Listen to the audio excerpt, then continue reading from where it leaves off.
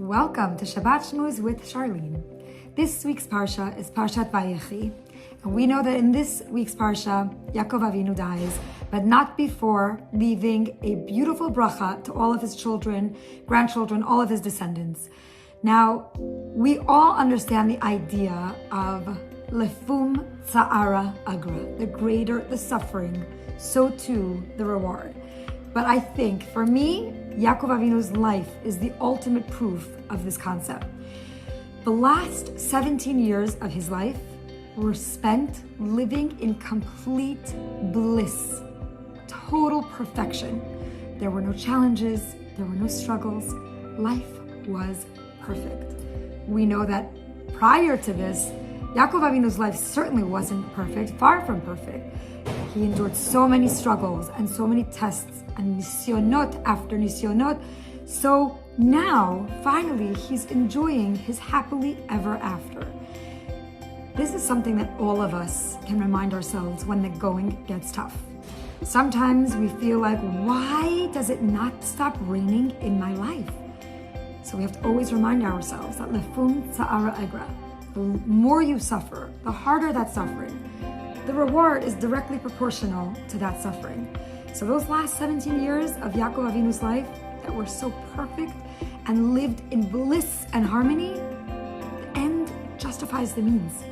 Yaakov Avinu didn't feel like he had a difficult life. The end of his life was perfect. And the only way he reached that is from all those struggles he endured.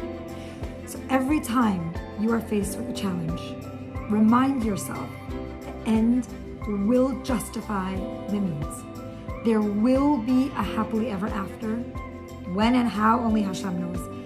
But you will have your schar, you will have your sunshine after the storm, and you will, Be'ezrat Hashem, merit, just like Yaakov Avinu, to live in complete bliss and harmony. But sometimes you have to go through the rain in order to get to the sunshine.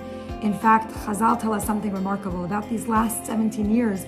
If you notice, the Torah doesn't really mention it. We don't know too much about those last 17 years.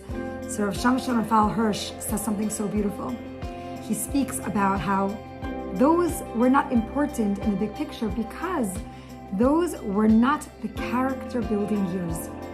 The challenges, the struggles, the separation from him and his son, the years with Lavan, all those years were the character building years of Yaakov, and that's why we know about them. That's why we speak of them and learn about them. But once his character had already been built and strengthened through all those challenges, he was perfect. He didn't have to endure any more challenges. That's why the Torah omits the last 17 years of his life, because he was already perfect, and the last 17 years of his life were perfect too.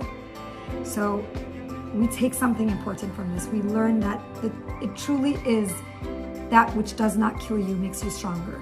It is true. But let us strengthen ourselves with the fact that everything that is strengthening us is also yielding a tremendous schar. Whether it's in Olam Hazeh or Olam Haba, only Hashem knows. But we definitely know that the harder the challenges, and if we persevere and we stay strong in our emunah and bitachon in Hashem, Be'ezrat Hashem, we will be zoche to a happily ever after. Sending you all so much bracha and hatzlacha, and maybe a wonderful, peaceful, remarkable Shabbat filled with all our family and children around us, with the hostages being released, and all of our soldiers, our chayalim, home, returned and reunited with all of our families. Shabbat Shalom.